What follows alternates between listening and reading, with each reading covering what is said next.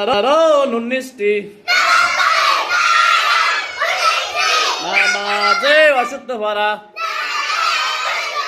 নামাজের ভিতরে কথা বলা,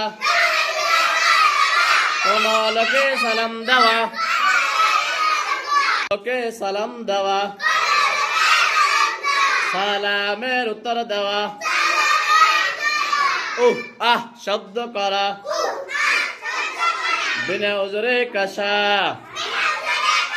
আমলে কাসির করা, বিপদে কি বেদনায় শব্দ করিয়া হাসা, বিপদে কি বেদনায় শব্দ করিয়া কাদা,